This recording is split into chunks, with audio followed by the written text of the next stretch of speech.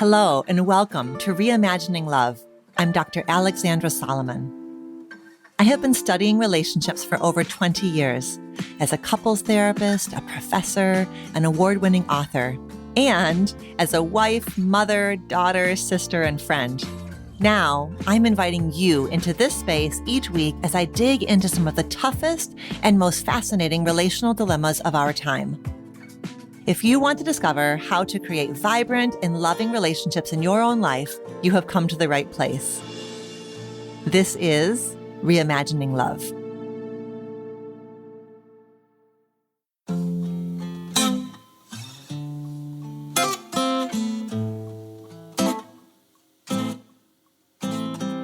Hi there, Reimagining Love listener. I am so happy to be back with you today for another conversation that is definitely going to support your personal and relational growth. In this episode, we're going to dive into the topic of optimism. If you're wondering how optimism relates to your life or your relationships, stick with me here. My guest, Dr. Sue Varma, makes a compelling case for why we all need more optimism in our life and shares a toolkit for how exactly we can give ourselves the boost that we need to become our best selves.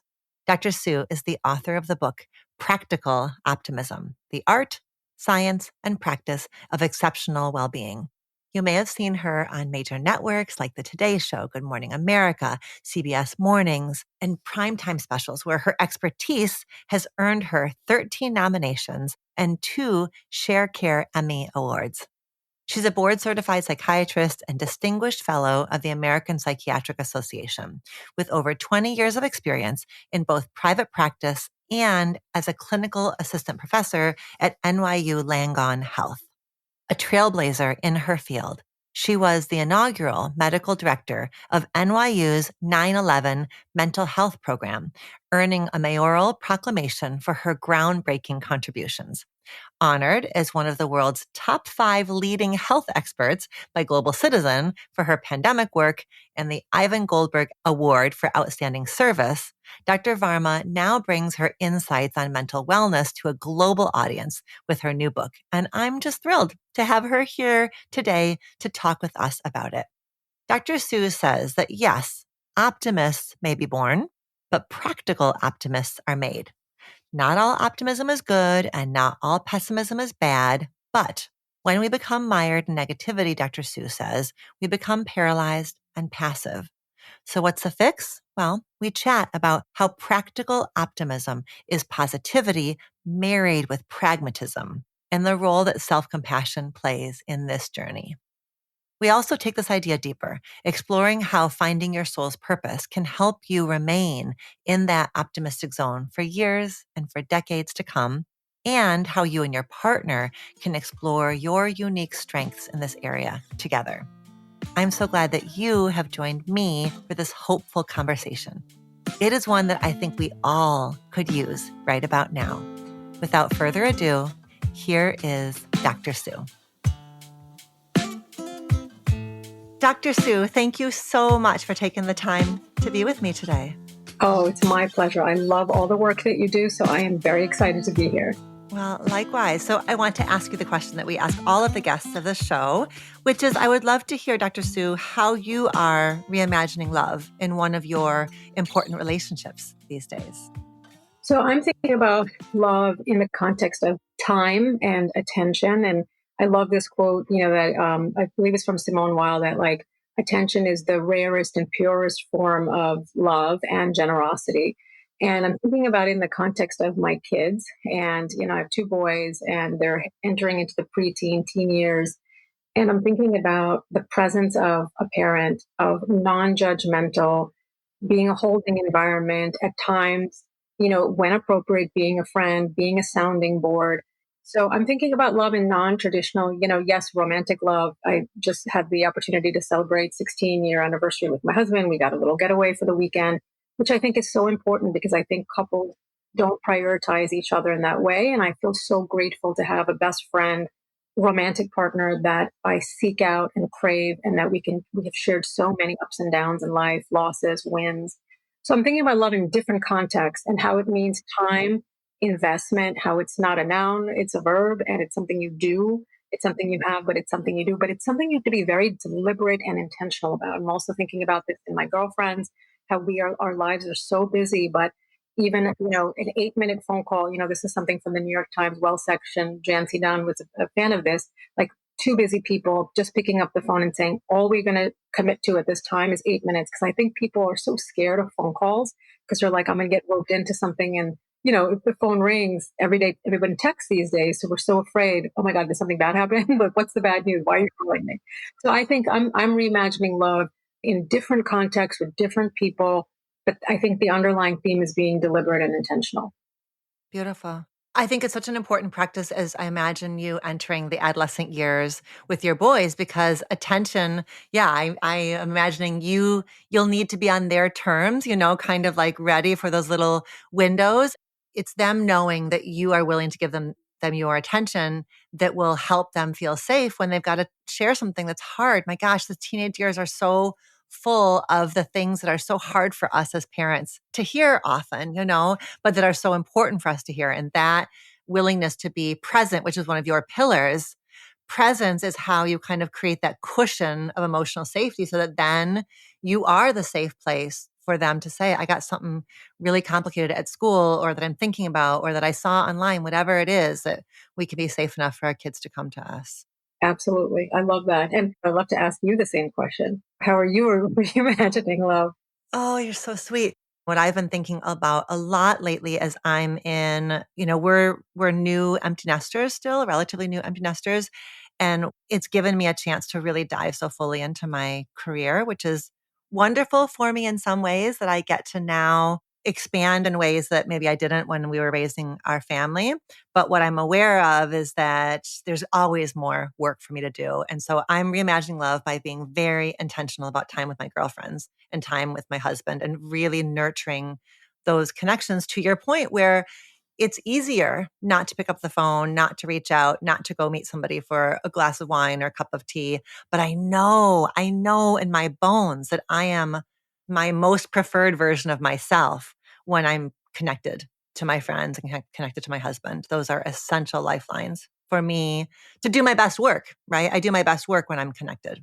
Yes, yes. And, there's something so positive. Like, I was reading about how when women get together, they say like the magic number is four, but I really even think just one, that how our oxytocin levels are elevated. And for women, our stress response is tend and befriend. So when we're stressed out, I know that a lot of men, and this may be so stereotypical, heteronormative, and, so forgive me, but, sometimes men tend to shut down, or there are some people, men and women, who may just say, I don't feel the need to seek support in those challenging times. I'd rather just be by myself. And I certainly appreciate that, but I'm definitely not one of those people. And I feel fed, like, to your point, I feel fed, I feel nurtured, I feel safe. And it is my stress buffer so that I can then, once I've had a great day with friends, I feel refueled, or with loved ones, to then go back. And even like a hug, like from sometimes if my kids are in a good mood and they feel like hugging, I'm like, oh, this is amazing. I miss those days where we used to exchange affection. Now they're too cool and, all of that. But I'm with you. I believe in the power of friendship so much. So Absolutely. thank you for sharing that. Absolutely. Thank you for asking. That's really sweet. Okay, so let's get into practical optimism. Your book is beautiful. It really is such a robust offering. As I'm going through it, I'm like, I can't believe now we're here and now we're here. You've covered so much good ground and you're a wonderful translator, translating academic research, translating tools that are from the field of psychotherapy. Like you're just an excellent, excellent translator. So first of all, congratulations and thank you. Oh my, thank you so much. That just, you made my day. You made my day, my week, my month. Thank you. That Oh, means so much to you're me. welcome. You're welcome. So, talk to us about what practical optimism means and how it's different from maybe the definition of optimism that we would have just kind of rattling around in our heads. What is practical optimism? So, when most of us think about optimism, I know when I certainly did, I thought of it as this kind of woo woo concept. And I'm someone who prides myself in science and data and research. And I was like, this is something that you're A, born with, B, it's just asking someone to look on the bright side. And this seems kind of either toxic positivity or invalidating. What is the science behind it? And I would then learn how much research went in. And this is the interesting thing that, a friend said to me the other day. She's like, I feel like enough people don't know about this, how powerful optimism is. So here's the thing. While optimism is the tendency, a genetic predisposition for someone to look on the bright side, it is a mindset, but it is a very important mindset that has benefits from head to toe. So optimists tend to live longer, 10 to 15% longer. They live what we call, they have exceptional longevity, living healthy into your 80s. They have 30% less likelihood of heart attacks, 30% less likelihood of strokes, of dying of all causes, 40% more likely to get a raise in the next year, stronger and longer friendships. But it is one of those things that you're either born with it or not. And only 25% of people are born naturally being optimistic. The rest of those people, you might say, well, are they screwed, the 75% that isn't born with that thinking? And I would have told you 20 years ago, yes, they are. There's nothing you can do, right? Because that was what we thought. When I was working, one of my first jobs was working as a medical director of the 9/11 mental health program at NYU. It was one of the 3 centers of excellence in New York. I was treating patients, both civilians and first responders. And we were talking a lot about resilience, this ability to bounce back from adversity. And optimism was one core feature. But if you weren't born with it, there wasn't much you could do. But then I realized 2 things. One is I don't want to just help my patients bounce back from adversity, because all of us are going to experience it. I wanted to help them thrive in the face of it. None of us are getting out of this life unscathed. So then the other thing is, if you're not born with optimism, are there things you can learn? And are there things that you can practice? And that is a difference between optimism and practical optimism. Optimism is an important thing, but it's a mindset at the end of the day. Practical optimism is a skill set, a tool set, and a mindset, one that we can all learn and practice. And the key is that it is like a practice: yoga, learning a new language, learning an instrument, riding a bike. Some days it's a 5-minute practice, some days it's a 60-minute practice or more. But it's something you come back to. But if you are in that 75% that has a tendency to catastrophize, to be a little anxious, to have a tendency towards depression, because we do know that people who are born with a certain type of variant of this gene, and it is genetic, this OXTR, oxytocin receptor gene, if you're born with a certain variant, you're good to go. The glasses always have full sunny skies positivity. But if you're not, you're more likely to become pessimistic, and pessimism is a downward spiral to depression. So most of us are going to fall into that 75%. I know I do.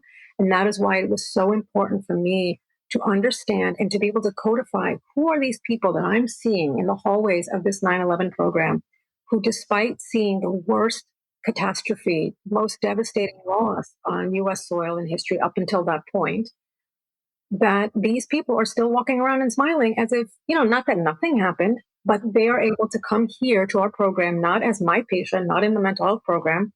They're in the screening program. So they had coughs and GI problems and sinus that was related to the dust and debris. But they're coming here with other patients, bringing them. They are the support system. They are the ones running the community coalition meetings. They're the ones advocating. What is so special about these people, and how can we learn from them? So that was how this all began 20 years ago.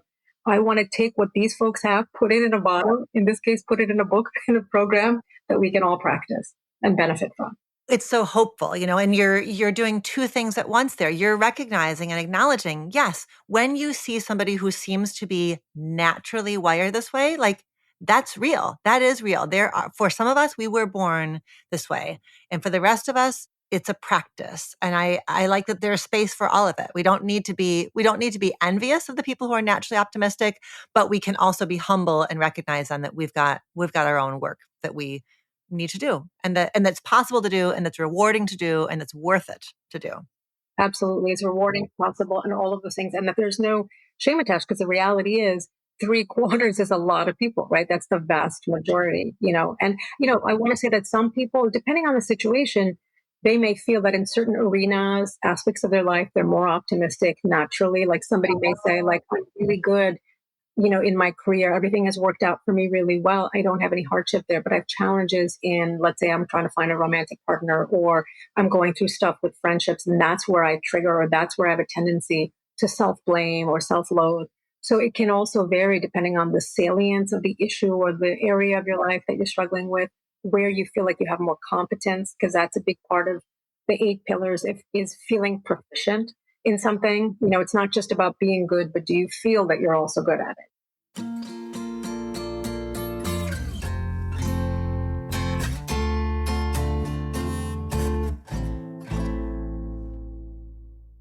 You have early in the book, you have a really nice, like 2 or 3 page long assessment for us to take. And it is broken down by domain and it kind of orients us to these 8 pillars. And so that's a nice check in where somebody can learn, oh, yeah, interesting. I'm really like thriving around problem solving, but it's around people or processing emotions where I struggle. So it's a nice, I would call it a relational self awareness building tool where you can understand it's not you're either across the board a practical optimist or across the board not. There might be some areas of strength, and then you can leverage those to kind of bolster you around the things that aren't as easy.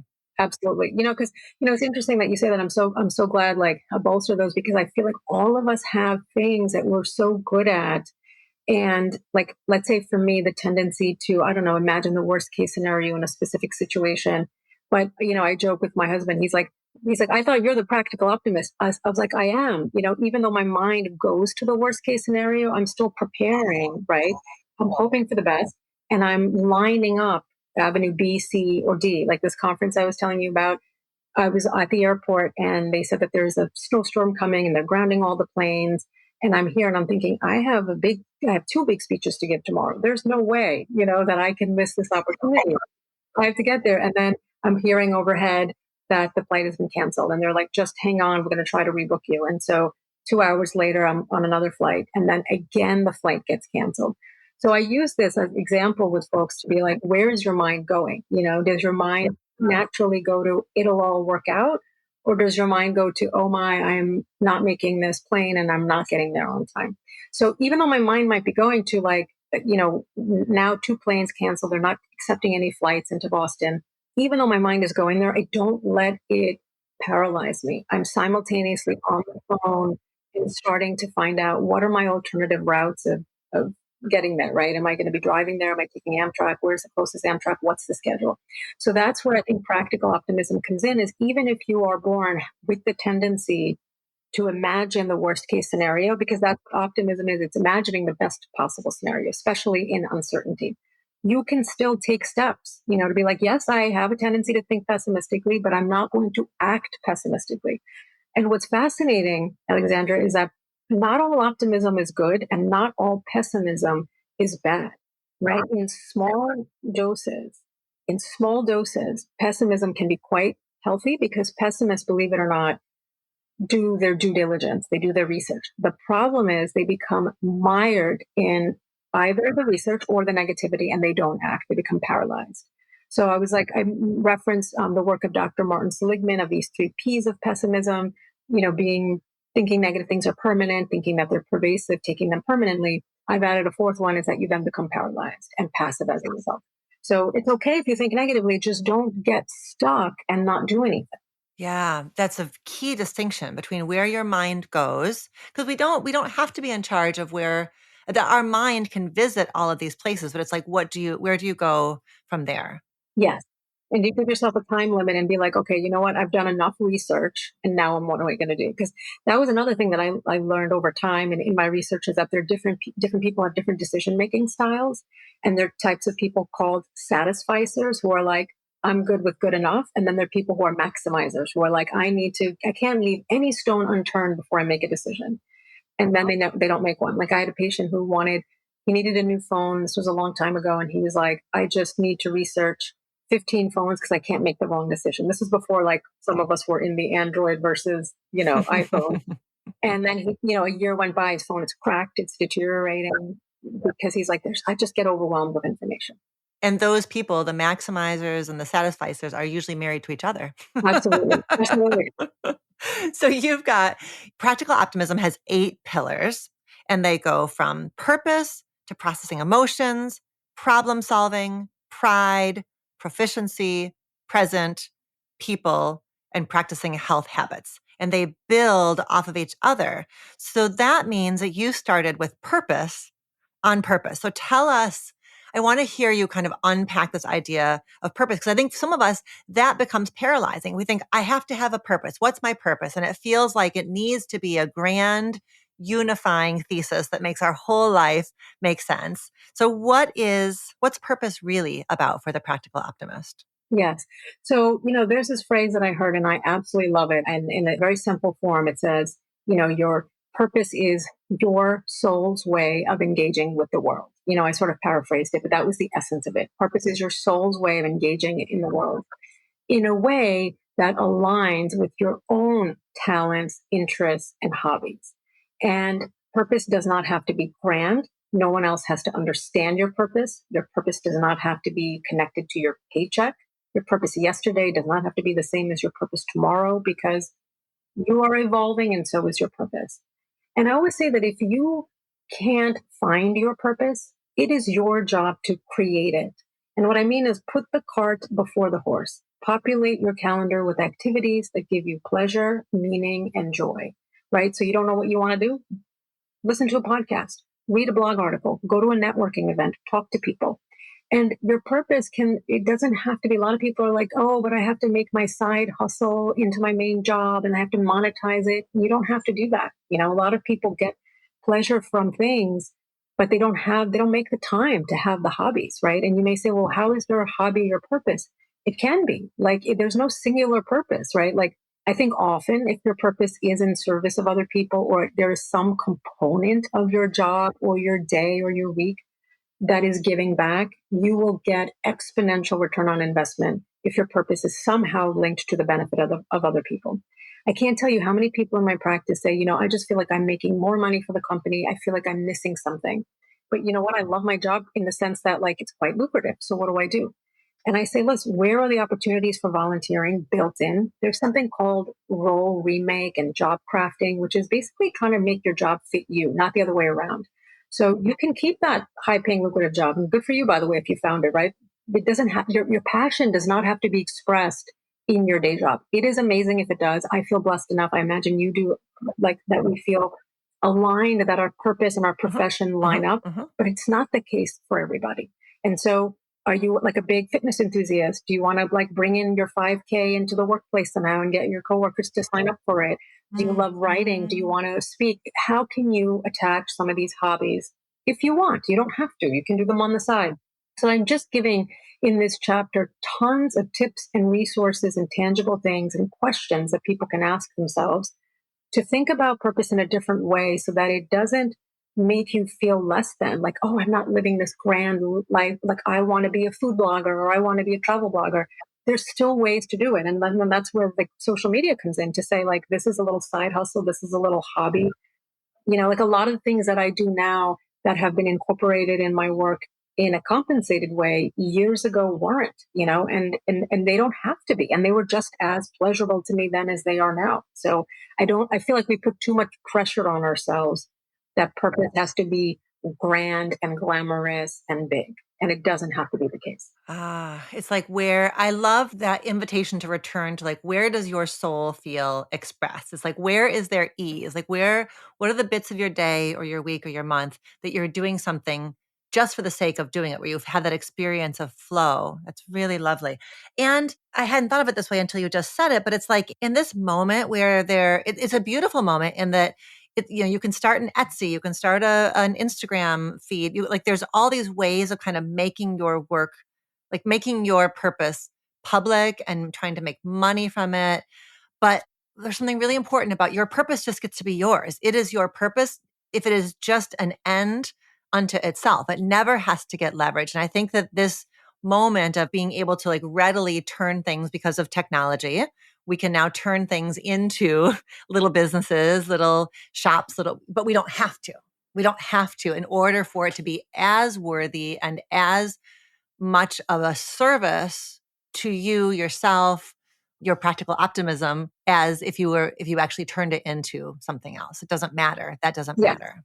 Yes. And I think that as a society, we put so much stress and pressure on people starting from a very young age. And I get it. Like when I think about, you're ahead of me in this part in terms of like, raising kids and, college admissions and stuff. And I know that one of the things that they want to see is impact, right? So they're like, that's wonderful that you started this volunteer organization, but show us how many people did it impact, right? Like how big did it get? And so I feel like from a very early age, we become trained to this idea that it's not good enough if it's not on the main stage, if it didn't get accolades.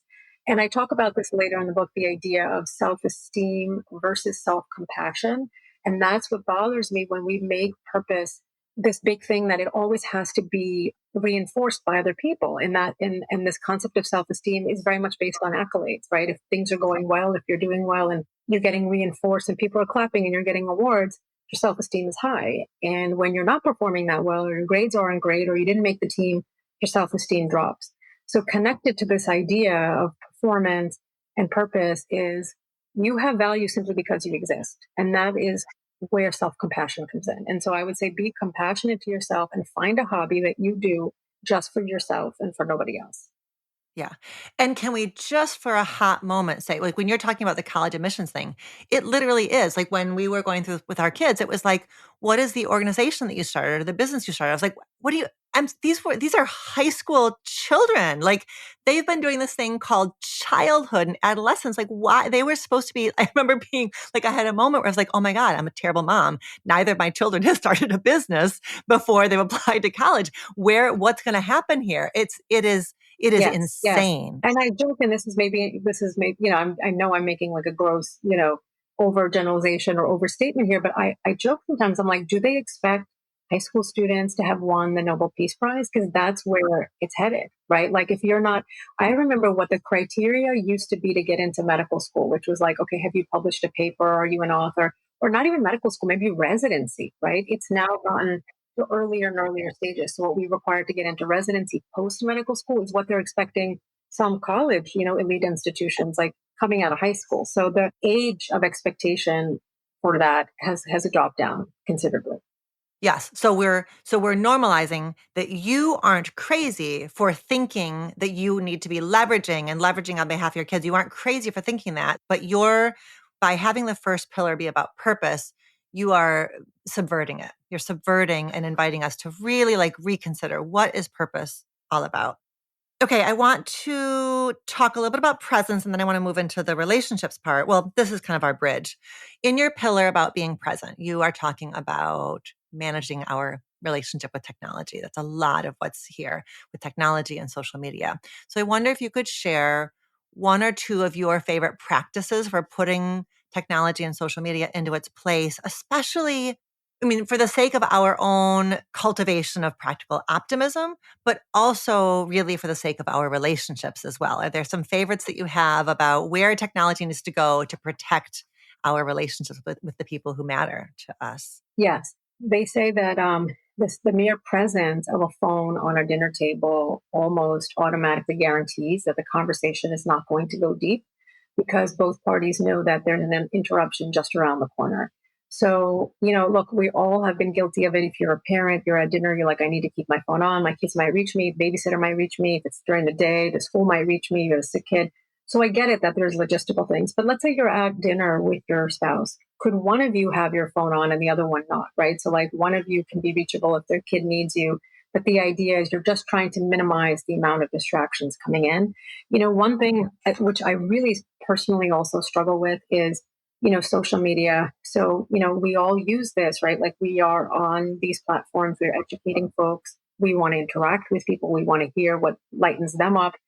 And so for me, Instagram is this like, I don't want to say love hate relationship because I don't hate it, but like it's opened up an I'll call entire, it that. yeah, it's opened up a whole world, right, of people Yes, that we connect absolutely. with, right? And I love that because, I was joking the other day, I'm like, I remember being, in middle school and having to go to the library's card catalog to look up something, right? And if there wasn't a book on the subject, that was it. That was the end of it, right? And then I'm just fascinated by the fact that, my generation is this last generation that we had gotten both sides, the analog childhood, right? And then this digital adulthood, and how amazing it is that we know what it looks like before and after.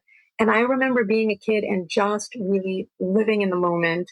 There was nowhere where else you would be because there was nothing else other than this moment. We didn't take pictures of things. Right now, everyone's taking a picture of your avocado toast and posting it, right, and your latte. So everyday mundane moments don't get to be mundane anymore because they're all like a photo op and a curation of a lifestyle and an image and a brand, right?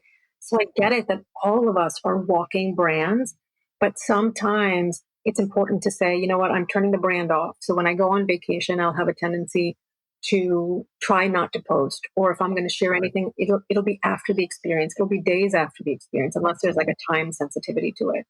So this helps me in those moments. And then also setting a timer so that I'm very aware, whether it's 1 hour or 2 hours, so that the app gives me feedback like, you've been on it this long. Do you really want to? And it gives you a choice. So you have to be mindful.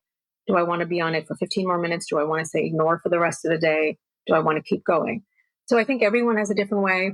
I think sometimes I also have a timer on the phone so that it goes into sleep mode, at 9:30 p.m. So again, everything requires you to then really ask yourself, is this worth it? Because there's something so valuable of the last moments of your day to be completely disconnected and unreachable from the rest of the world. Yeah, you're speaking to, you started by talking about the phone on the table, which is a way that our phones disconnect us from the people who are right across from us. But I'm also hearing you say that we need to be mindful about our phones because there's a risk of creating disconnection from ourselves. And that connection to self is part of practical optimism, right? If I can't feel connected to my own inner resources, then it's easier for the world to feel like a scary place. It's easier to spiral if I don't feel kind of rooted in my own inner world. Yes, yes. And I think that is such a beautiful way to put it. And I talk about it in the pillar of aloneness, but also, between seven and, the present and people is cultivating a relationship with yourself, and sometimes people are like, well, what does that mean? And, I make a very clear distinction that aloneness is, intentional aloneness is choosing to be with yourself. And it's not loneliness, because loneliness is a subjective quality of not feeling like other people have your back, or that there's a mismatch between the social life you have and the one you crave. But intentional aloneness is saying, I love myself, and I love myself and I enjoy my company to the point where I would like to go for a walk with myself. Think of yourself as another human being that you're having a date with.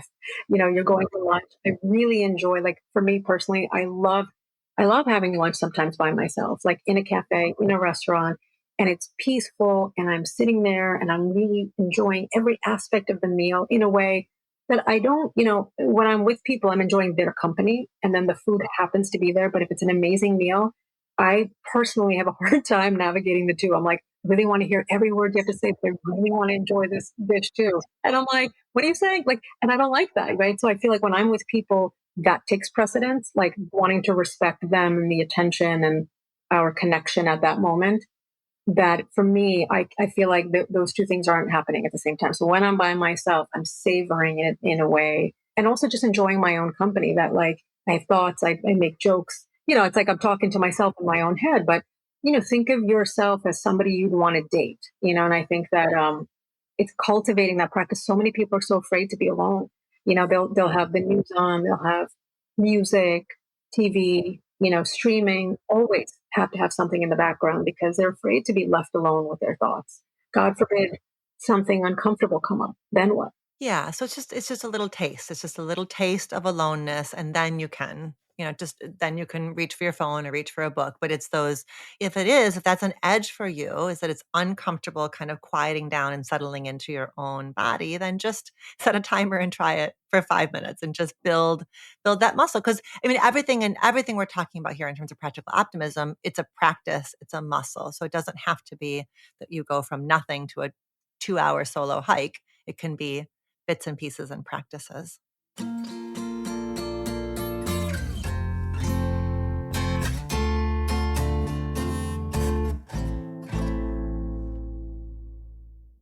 I loved in the chapter about people that you talk about the acceptance prophecy and the way in which we perceive a space, a group, a community is so contingent on our participation in the community. So tell us about the acceptance prophecy. So there's this idea that, like, whatever it is that you're projecting or mapping onto a situation is what you're going to end up creating and experiencing as a result. So if you, like, they took students and they said, we want you to envision what this classroom is going to be like and write down your thoughts. And those that said that I think it's going to be fun and friendly ended up having a more positive experience, in part because they're expecting it to be good. And as a result, they're participating, they're engaging in a way that if somebody's like, no, people are going to reject me, they themselves have rejected the opportunity even before it began, where they've gone in, maybe they're sitting on the side, no eye contact, looking closed off, and then come across, I hate to say this, but as awkward. When you are thinking people don't like you, you're just like, let me get out of here. And if someone is trying to make an attempt or bid for your attention or connection, you're like, but why bother? Like, you don't like me. I don't really want to be here. Like, so you've sabotaged the whole situation before it began. So it is a self fulfilling prophecy. And one thing I'm fascinated by, like when you look at optimists and practical optimists and their relationships, they tend to rate their partners very highly, right? So if you ask them, tell me about your partner, they'll go on and on and on about how fabulous that partner is. And in no way am I taking away from that partner's fabulousness, but really it's about giving that other person a more generous interpretation of a situation or a way of being. So what I'm finding is when you're speaking very highly of your partner, what that tells me, A, you have a great partner, but B, you are a great partner because you have the ability to see the best in someone and give that other person the benefit of the doubt. And if you were to ask me when I think about, my relationships with people, it's that forgiveness, that acceptance. And there's an African proverb that I love, and it says, before you get married, keep two eyes open, but once you get married, keep one eye closed. Just close one. Yeah. But, we're not saying accept it Yeah. at all, No. right? Uh-uh. Do your due diligence heavily upfront, right? And know what you're getting into. And assuming that you're with the right person who's kind and respectful and treats you well, then those everyday small transgressions, and I mean small, I'm not saying anything letting the big things go by, right? But handle them with grace, like as you would want to be treated as well.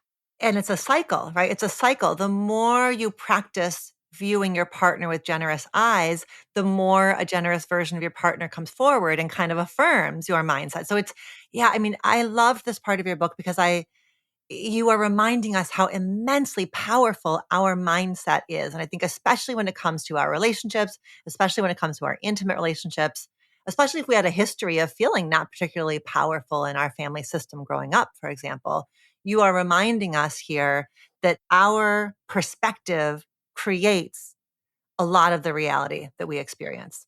And that we ought never for a moment diminish the power of our mindset and what we are inviting forward in the people around us. Absolutely. And I always encourage people that never give up the need for change, like affecting change your environment. So nobody is saying, become a doormat. We're saying perceive the best, but create it, right? Do both.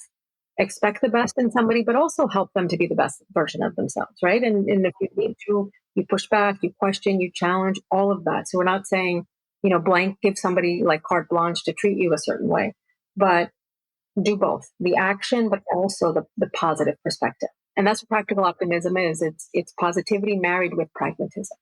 What do you find is helpful for couples where one partner comes by practical optimism a little bit more readily than the other? What would you want to kind of be whispering in the ears of a couple like that? So I would say, take the quiz together, take it separately and then share your answers. And I think all of us have blind spots so that if you are feeling safe with someone and are welcoming their feedback and doing it in the most gentle way possible to say, I have areas that I know that I need to work on. I have a tendency to, of these 8 pillars, maybe I'm struggling with practicing the healthy habits, but I see that you're excellent at it. You've been making all your annual, doctor's appointments this year. I see that you're lifting weights at home. Like that is not something that comes easy for me. Like, is that something like, how is it that it comes so easy for you? I want to learn about that. So I think the first thing is just having awareness. Where do you tend to skew? If you tend to skew on the pessimistic side, you have to know it, because if you don't know it, you're never going to want to come to this information. You're going to say, I'm fine, or I'm born this way. Like I hear two sides of the spectrum. Either someone has no self-awareness about the fact that they're pessimistic, or they do and they feel completely hopeless about it. And they're like, this is not something that can change. And then you remind them there's a reason it's called practical optimism. You don't have to be positive a single day in your life. When we're born naked. We're not born with articles of clothing. And I think of practical optimism as outfits. They're different outfits that we put on to give us a little bit protection from the rain, a little bit protection on a very hot, sunny day. We don't want to get burned. And so it's articles and layers of clothing. Sometimes you need more, sometimes you need less, depending on the weather, depending on what the elements are. So what this does is it says that we're all kind of born, most of us, on a level playing field, right? And then we go out and we get clothes. And so I feel like this allows a person to feel empowered, like it's fine if I'm born pessimistic. But you know what? The reality is there are going to be some people who are like, nope, I'm not going to read a book. I'm totally fine. Nothing's going to change me. And anything that they're willing to do, even if it's listening to this podcast, and sharing it on the ride home or while you're at home, to play it and to just plant seeds. Because that's what I find sometimes it takes maybe years even. I hope it doesn't take that long, right? A lot of my either patients or listeners or readers said, I heard the audiobook or I was driving on the way home and I noticed it, somebody was talking about it on the radio. So it's planting seeds, I think, in the beginning, giving somebody a copy of a book as a gift. And it's so interesting. Like when I was figuring out the cover for the book, I wanted it to be something inviting, universal, and appealing so that nobody, if this is a book you would give to somebody, nobody would say, oh my God, what do you think is wrong with me? Like, so it's something that everyone can approach in a non stigmatizing sort of way, whether it's in a corporate setting, whether it's in a school setting, teachers, children, parents giving it to teenagers or people who are graduating. I wanted it to be something very accessible and that in no way feels like casting judgment if you're recommending it to someone. Yeah. The focus on skill building and habits it takes it, even though you are in the medical field and you are in the field of, noticing and remedying pathology. This is not a pathologizing book. This really is about health and habits. So it feels very approachable and very skill based. Yes, and prevention oriented, because that's one thing I never got in my training program that we don't get. Like we call it healthcare, but we should probably relabel it sick care, because most people don't get to see a professional until the other shoe falls off, and then it's often too late. So I'm just thinking of the billions of dollars. I think it's like 300 or 400 billion dollars are spent in the treatment of depression. And just to think that, wow, if only we learn these skills early on, like in school, like how helpful would that be? So that even if we do need help, treatment, we get it as early and often as possible. Yeah. If this is somebody's first time getting to know you and your work, I would love for you to talk a bit more about how where can people go to learn more from you and with you? You've got such a deep well of wisdom from all of your years of clinical work and teaching and leadership. Where can people go? Thank you so much. I would love it if people would love to join me on my website. I'm hoping at some point to start a newsletter soon. It's www.drsuevarma.com, and also on Instagram, where I'm more active than any other social site. And that's also the word Dr. Sue Varma spelled out. So I create content, engage with folks. So I would love to hear what people think of this podcast. And, I'm on the news pretty frequently. So a couple times a week, you might see me on Today's Show or Good Morning America or NBC News Now. So I often post on Instagram some of the clips and the snippets and announce. And sometimes I might be speaking in a certain area. So I'm often announcing it on Instagram. So I'd love for people to join there and stay connected.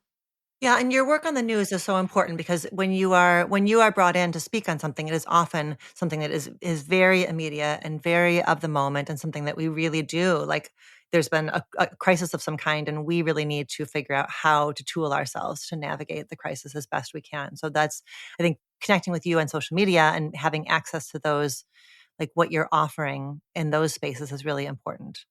Thank you. It was wonderful to meet you. So lovely to spend time with you. And I hope this is our first time, but it's hopefully not our last time. I would love that. I would love to stay in touch. And thank you for all you do. I've heard you speak in person before and listened to podcasts, and you are a wealth of information. So thank you for all you do and your very long, illustrious, rich career. So thank you for having me on. This was a real treat. Thank you so much.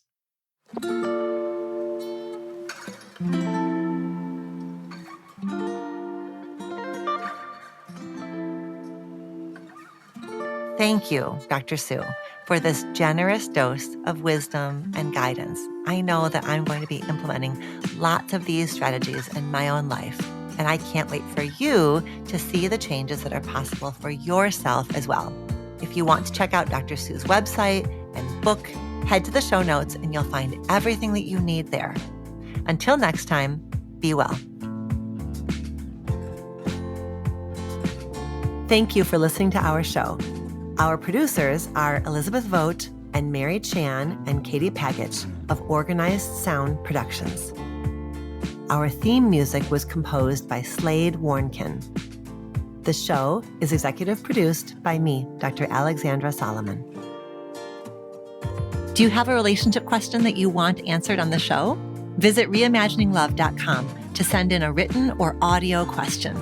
Questions can be about intimate partnerships, family relationships, friendships, you name it.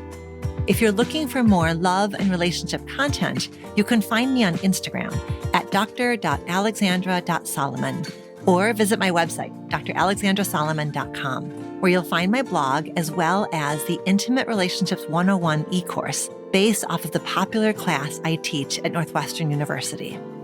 Thank you for listening and see you next week here on Reimagining Love.